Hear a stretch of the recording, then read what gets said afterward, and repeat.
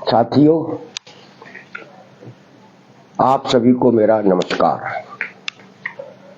आचार संहिता लगने के बाद हमारे साथियों की ओर से बहुत निराशाजनक टिप्पणियां की गई। अब तो आचार संहिता लग गई, अब आउटसोर्स का क्या होगा, कुछ होगा कि नहीं होगा, अब कुछ नहीं हो सकता, सब कुछ खत्म हो गया, आदि आदि तरह की टिप्पणियां और कमेंट सोशल मीडिया पर हमारे साथियों ने किए। हमारे साथियों ने एक सवाल भी पूछा कि कांग्रेस अपने वचन पत्र में आउटसोर्स के सवाल को क्यों नहीं ला रही, लाएगी कि नहीं लाएगी, शर्मा जी बताएं। तो साथियों, हम सब लोग पिछले 3-4 महीने से लगातार और निरंतर सक्रिय इस सवाल को लेकर थे कि मध्य प्रदेश के अंदर जो सरकारी दफ्तरों में बैठा हुआ काम कर रहा हमारा आउटसोर्स अस्थायी ठेका अनुबंधित अंशकालीन कर्मचारी है, उसके बारे में इस चुनाव में चर्चा होनी चाहिए। हम लोग लगातार 3-4 महीने में जितना प्रयास कर सकते थे अपने लोकतांत्रिक तरीके से आयोजन करके वो प्रयास किए गए और उन प्रयासों का ही नतीजा है कि आउटसोर्स या शिवराज सरकार के सताए हुए कर्मचारियों की पीड़ा चर्चा में आई है। तो साथियों, ये संघर्ष है और हम लोग एकजुट होकर संघर्ष नहीं करेंगे तो हमारी बात कोई नहीं सुनेगा। इसलिए हम लोगों ने अपनी बात सुनाने के लिए हर संभव प्रयास किए और उसके कुछ हद तक अच्छे संतोषजनक नतीजे भी आए कि मध्य प्रदेश सरकार के श्रम विभाग, सरकार के तमाम सारे लोगों ने आउटसोर्स के वेतन या उनके साथ हो रहे अन्याय के बारे में बोला भी। श्रम विभाग ने 2-3-4 पत्र भी निकाले, कुछ विभागों ने भी पत्र निकाले। ये आपके बोलने का ही नतीजा था, लेकिन ये अपर्याप्त था, इसकी हम लोगों ने कोई मांग नहीं की थी। तो साथियों, जैसा कि हमने पहले ही कह दिया था कि हम इस आचार संहिता लगने के बाद भी अपनी बात को करते रहेंगे तो करते रहेंगे। उसकी पूरी योजना बहुत जल्दी हम आपके सामने रखेंगे कि किस तरीके से हमें चुनावी वातावरण में अपने सवाल को लोगों तक पहुंचाना है, सरकार तक पहुंचाना है, बनने वाली सरकार तक पहुंचाना है, जिससे कि आचार संहिता हटने के बाद हमारे इन लाखों लाख आउटसोर्स कर्मचारियों के साथ न्याय हो सके। दूसरा सवाल कांग्रेस के वचन पत्र का है। तो साथियों, हम लोगों ने कांग्रेस के वचन पत्र कमेटी के साथ पहली बैठक आज ही के दिन 10 अक्टूबर 2022 को पीसीसी के सभागार में की थी, जिसमें 200-250 हमारे आउटसोर्स कर्मचारी वहां मौजूद रहे थे, एमपीवी से लेकर दूसरे विभागों के भी। इसलिए वचन पत्र में हम आउटसोर्स या पीड़ित कर्मचारियों के सवालों को शामिल कराने के लिए साल भर पहले से सक्रिय हो गए थे और उसका नतीजा ये है कि कांग्रेस का वचन पत्र जिस दिन जारी होगा उस दिन आपको बहुत कुछ आपके भविष्य को बेहतर बनाने वाले वचन पढ़ने को मिलेंगे। हम लोगों ने यह भी प्रयास किया कि कर्मचारियों का एक अलग से वचन पत्र मिले। इस संबंध में हमने पूर्व मुख्यमंत्री माननीय कमलनाथ जी से भी आग्रह किया था, हमने दूसरे वचन पत्र कमेटी के सदस्यों से भी आग्रह किया था कि कर्मचारियों के बारे में कोई अलग से वचन पत्र जारी होना चाहिए, जिससे कि तमाम सारे बिंदु हैं, तमाम सारे मुद्दे हैं, वो समाहित किए जा सके। हो सकता है कि कर्मचारियों के लिए अलग से वचन पत्र जारी हो। मैं खुद कुछ बैठकों में रहा, अपने आउटसोर्स अस्थायी ठेका कर्मचारियों के सवालों को लेकर हमने चर्चा भी की। हमारी चर्चाओं से कांग्रेस पार्टी का पूरा नेतृत्व सहमत था।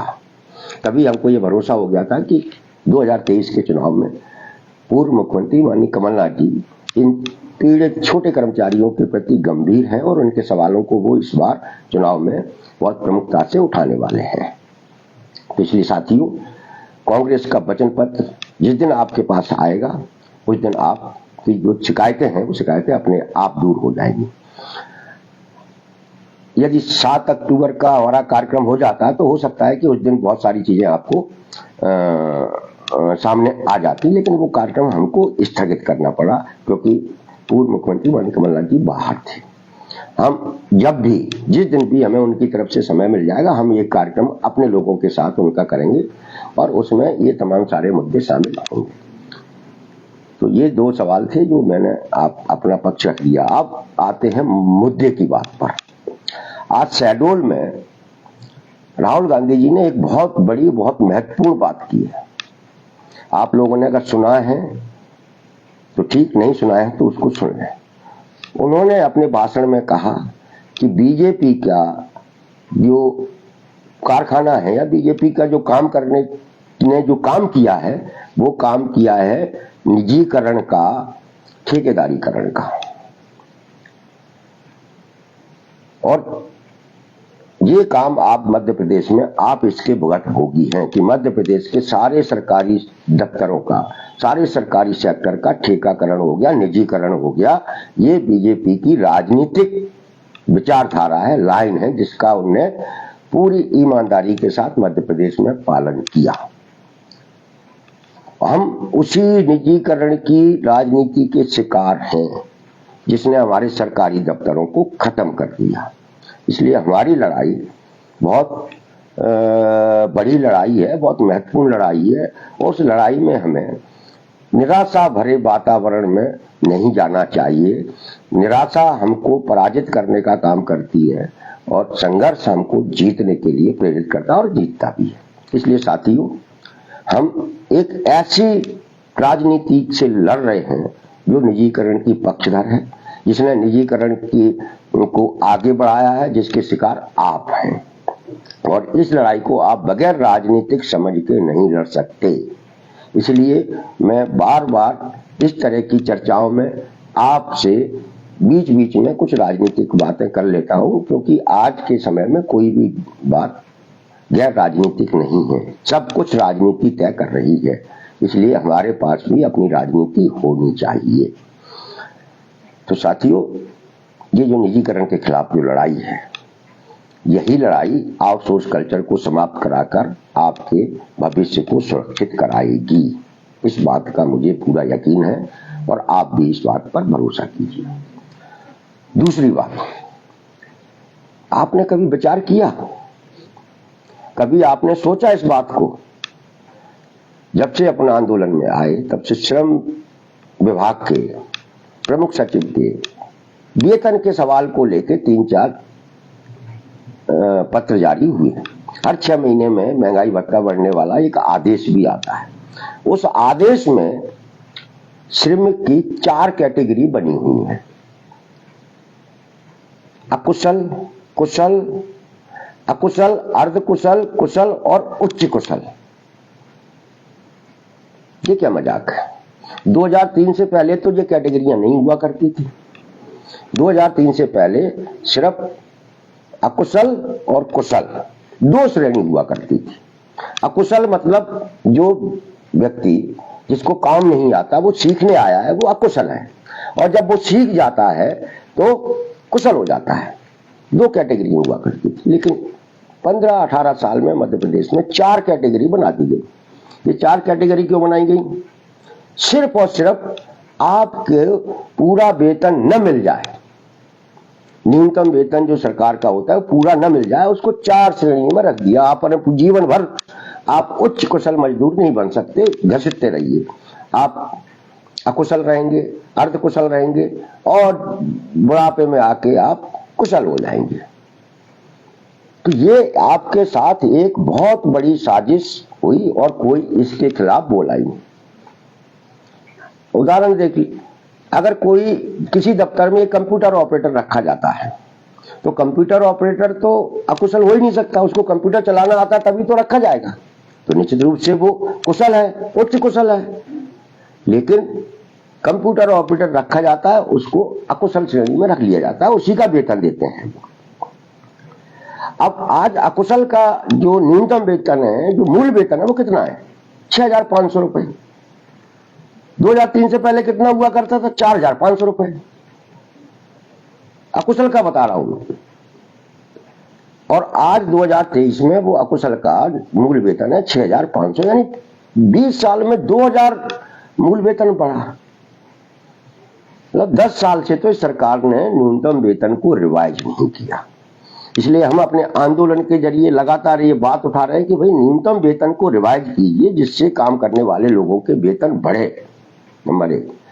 लेकिन सरकार ने इस न्यूनतम वेतन को रिवाइज करने का भी काम नहीं किया। हमारी इस छोटी सी मांग को भी उन्होंने नहीं समझा, जबकि हम लोगों को ये उम्मीद थी कि आचार संहिता लगने से पहले सरकार न्यूनतम वेतन को रिवाइज करने का काम करेगी, जो हर 5 साल में सरकार को बिना किसी के कहे करना चाहिए। लेकिन ऐसा भी भारतीय जनता पार्टी की शिवराज सरकार ने नहीं किया। अब आप सोच रहे हो आखिर ये छोटा सा काम भी क्यों नहीं किया? साथियों, ये एक छोटा सा काम नहीं है। न्यूनतम वेतन को रिवाइज करने का मतलब है कि मध्य प्रदेश के उन करोड़ों करोड़ मजदूरों के वेतनों का स्वतः बढ़ जाना, जो कारखाने में काम करते हैं, जो शॉपिंग मॉल में काम करते हैं, जो कहीं भी काम करते हैं, जो बसें चलाते हैं, ड्राइवर हैं, कंडक्टर हैं, जो ट्रक चलाते हैं, किसी भी कंपनी में काम करते हैं, किसी भी ठेकेदार के यहाँ काम करते हैं, किसी भी सरकारी दफ्तर में काम करते हैं, कहीं भी काम करते हैं, किसी भी तरीके का काम करते हैं, उन सब लोगों के वेतनों का बढ़ जाना। अब न्यूनतम वेतन किसके कहने पर रोका गया कि भाई नहीं बढ़ाओ, इसको नहीं रिवाइज करो 10 साल से? कोई ना कोई तो होगा। जब हम लोग आंदोलन करके न्यूनतम वेतन को रिवाइज करने की बात कर रहे हैं, तो कोई ना कोई एक दूसरी ताकत है जो सरकार से ये कह रही है कि आप न्यूनतम वेतन रिवाइज मत कीजिए, हमारा मुनाफा कम हो जाएगा, हम आपको चंदा चुनाव में नहीं दे पाएंगे। आप समझिए वो कौन लोग हैं? वो लोग हैं जो फैक्ट्रियां चलाते हैं, जो कंपनियां चलाते हैं, जो आउटसोर्स कर्मचारी रखते हैं, आउटसोर्स एजेंसियां हैं, इनके मालिक हैं, जिन्होंने पिछले 10 साल से न्यूनतम वेतन को रिवाइज मध्य प्रदेश में नहीं होने दिया है। आप समझिए कि आपकी लड़ाई किन से है और कितने ताकतवर लोगों से है। आपका दुश्मन कोई मामूली नहीं है। आपका जो विरोधी है वह ठेकेदार है, मालिक है, एजेंसियों का मालिक है, कंपनियां चलाता है, लेकिन इसके साथ साथ राजनीति में उसका बड़ा दखल है। वह राजनीति को प्रभावित करने वाले लोग हैं। वो चुनाव भी लड़ते हैं, उनको जहां से भी बीजेपी से या कांग्रेस से टिकट मिल जाएगा तो वहां से चुनाव भी लड़ेंगे। वो इतने बड़े ताकतवर लोग हैं। एक तरीके से कह लीजिए कि वो जिन्होंने आपके न्यूनतम वेतन को रिवाइज करने से रोकने का काम किया है, रुकवाने का काम किया सरकार से, वो पूंजीपति लोग हैं, पैसे वाले लोग हैं, कंपनियों के मालिक हैं, और उनका राजनीति में भी बड़ा दखल है। अब सवाल उठता है कि आपका राजनीति में क्या दखल है? कुछ नहीं, शून्य। हमारे मध्य प्रदेश में 3 करोड़ से ज्यादा कामगार वर्ग है, जो सरकारी दफ्तरों में, फैक्ट्रियों में, मॉलों में, हर जगह काम करता है। लेकिन उन 3 करोड़ लोगों की बात करने वाला नेता मध्य प्रदेश में एक भी नहीं है। और आप लोग खुद अपना नेता नहीं तैयार करना चाहते। आपको लगता है आपकी बात करने वाला व्यक्ति अगर कोई राजनीतिक बात करने लगता है तो आपको लगता है ये नेतागिरी कर रहा है। अपनी इस मानसिकता को बदलिए। आपके इसी सोच ने मध्य प्रदेश के अंदर से ऐसे लोगों को खत्म कर दिया जो आपके न्यूनतम वेतन की बात करते थे, आपकी नौकरियों की चिंता करते थे। ऐसे लोग मध्य प्रदेश में नहीं बचे हैं। इसलिए आपकी लड़ाई इस बात की यह भी तय करेगी कि मध्य प्रदेश में आपकी बात करने वाले लोग भी तैयार हों। जब आपकी बात करने वाले लोग तैयार नहीं होंगे तब तक आपके साथ अन्याय खत्म नहीं होगा। कांग्रेस के वचन पत्र में आउटसोर्स, अस्थायी, ठेका, अंशकालीन का सवाल शामिल होगा और शामिल हो जाएगा। उसके बाद क्या आप सोच रहे हैं कि वो बहुत आसानी से उसको लागू कर दिया जाएगा?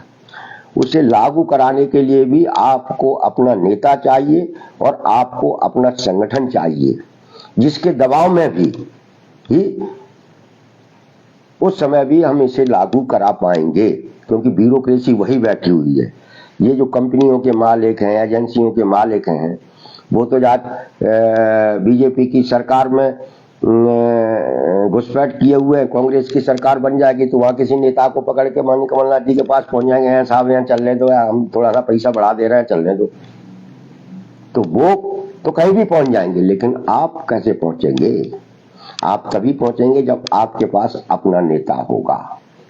आप अपना नेता अपने अपने जिलों में, अपने अपने ब्लॉक में अपनी आपकी बात करने वाले लोग तैयार कीजिए, क्योंकि यदि आप ऐसा नहीं करेंगे तो आपके साथ ये अन्याय निरंतर जारी रहेगा। मतलब सरकारें रोजगार दे रही है, सरकार किसके लिए रोजगार दे रही है, क्या रोजगार दे रही है? कोई उद्योग ढंग का नहीं खुल रहा। सरकारी दफ्तरों में के अंदर काम करने वाले लोगों की नौकरी में सुरक्षा नहीं है, जो आप खुद जानते हैं। खुद हमारे मुख्यमंत्री जी ने अभी पंचायतें कर करके कहा कि हम 62 साल तक की आपकी नौकरी की सुरक्षा देते, कुछ पंचायतों में कहा, यानी कि सरकारी काम करने वाले व्यक्ति की भी नौकरी सुरक्षित नहीं हो, जिस मध्य प्रदेश में है। तो उस मध्य प्रदेश में आप सोच लीजिए अन्याय किस स्तर तक पहुंच गया है। आपको इस अन्याय को खत्म कराना है और ये संघर्ष से ही संभव है। सरकार की चेतना में से समाज का बहुमत वर्ग गायब हो चुका है। वो समाज के गरीब, दलित, आदिवासी, ओबीसी, मध्यम वर्गीय परिवारों के बच्चों को जो नौकरियां दे रहे हैं, वो नौकरियां का नाम लेने पे भी हमको तो कम से कम शर्म आती है। हम सब उन लोगों को, कुछ साधन संपन्न लोगों के, साधन संपन्न परिवारों के नौकर बनाया जा रहा है। पिछले 8-10 साल में मोदी जी के शासनकाल में सबसे अधिक नौकरियां डिलीवरी बॉय की मिली हैं। डिलीवरी बॉय मतलब होटल से खाना ले जाके घर पे दे देना, शॉपिंग मॉल से सामान ले जाके घर पे दे देना, जोमेटो टाइप की जितनी भी चली, ये कौन लड़के हैं? ये सब दलित, आदिवासी, ओबीसी और निम्न मध्यम वर्गीय परिवारों के बच्चे हैं, जिनको रोजगार नहीं दिया गया, जिनको रोजगार नहीं मिला। जो पढ़े लिखे लोग हैं वो डिलीवरी बॉय उनको बना के रईसों की खिदमत में पेश कर दिया गया है। हमारे अपने परिवारों के बच्चों को डिलीवरी बॉय की कोई नौकरी होती है, न उसे कोई वेतन मिलता है, न उसकी कोई सुरक्षा है, न सामाजिक, इसके लिए कोई कानून नहीं बनाया, कोई नियम नहीं बनाया। ये जो सरकार की चेतना है, सरकार कुछ चंद लोगों को सब कुछ देकर पूरे समाज को, समाज के बहुमत तबके को उनका गुलाम बनाने की नीति पर चल रही है। ये बीजेपी की राजनीति है, जिसे बदलना पड़ेगा। और यह तभी बदलेगी जब हम एकजुट होंगे। हम एकजुट नहीं होंगे तो आपके लिए कोई भी करने वाला, आपकी बात करने वाला कोई नहीं होगा। इसलिए हम बार बार कहते आए पिछले 1 साल से लगातार कि आप अपनी ताकत तैयार कीजिए। आप अपनी ऐसी ताकत तैयार कीजिए कि सरकारें, चाहे वो किसी की हो, आपके बारे में सोचने पर मजबूर हो। 2-3 मौके हम लोगों ने भोपाल में उपलब्ध कराए, अच्छे प्रदर्शन हुए, उसके बाद चर्चा में हुआ, हम लोग आए। माननीय कमलनाथ जी ने हमारा बहुत सपोर्ट किया कि पिछले 1-1.5 साल में वो आउटसोर्स अस्थायी ठेका कर्मचारियों के बीच में कई बार आए। उनके आने के कारण ही उन्होंने हमारी बात रखी, हमारे बारे में बोला, उसके कारण ही आज मध्य प्रदेश में आउटसोर्स मुद्दा बना है। इसलिए हमें इस मुद्दे को ठंडा नहीं होने देना है। जैसा कि हमने पहले भी कहा था कि आचार संहिता हमको बोलने से नहीं रोकती है, और हम पहले भी कह चुके हैं कि हम आचार संहिता के दौरान एक बार मध्य प्रदेश के किसी भी जगह पर, चाहे वो भोपाल हो, कहीं भी, इस सरकारों को, प्रशासन को, राजनीतिक पार्टियों को अपनी ताकत का एहसास तो करा देंगे, जिसकी तैयारियों में हम लगे हुए हैं। अगर 7 अक्टूबर का हमारा कार्यक्रम हो जाता तो वो उस दिन शुरुआत हो जाती और वो चुनावी वातावरण में हमारे मुद्दे को गरमाने का काम करता। लेकिन हम बहुत जल्दी ही माननीय कमलनाथ जी की उपस्थिति में भोपाल में एक बड़ा महासम्मेलन करेंगे और उस महासम्मेलन में सिवा सरकार के सताए हुए जितने भी कर्मचारी हैं, चाहे वो आउटसोर्स हो, अस्थायी हो, अंशकालीन हो, ठेका हो, पंचायत कर्मी हो, कोई भी हो, उन सबको हम कहेंगे कि आप आइए, भोपाल की सड़क पे आप खड़े होइए, आपके साथ मध्य प्रदेश का सबसे बड़ा नेता आपके बीच में उपस्थित रहेगा। आप उसके सामने अपनी बात रखिए, अपनी पीड़ा बताइए। मध्य प्रदेश में सत्ता परिवर्तन होने जा रहा है, यह किसी से अब छिपा नहीं है, आम लोग भी कहने लगे हैं। आम लोगों से जब आप चर्चा करेंगे तो वो भी बताएंगे कि मध्य प्रदेश में अगली सरकार कमलनाथ जी के नेतृत्व में बन रही है।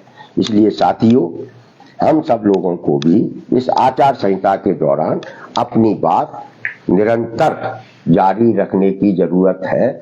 जब भी भोपाल में हमारा कार्यक्रम होगा उसकी सूचना आपको इसी पेज पर दे दी जाएगी। तब तक आप अपने अंदर किसी तरीके के निराशा के भाव पैदा न करें। कांग्रेस के वचन पत्र में आपका मुद्दा शामिल करवाया गया है, जिसकी जो जल्दी आपके बीच में आ जाएगा। और अपनी मानसिकता में संघर्ष को सबसे ऊपर रखें, अपनी एकजुटता को सबसे ऊपर रखें, तभी आप जो चाहते हैं वह मिल पाएगा। इसी के साथ आप सब लोगों को मेरा नमस्कार।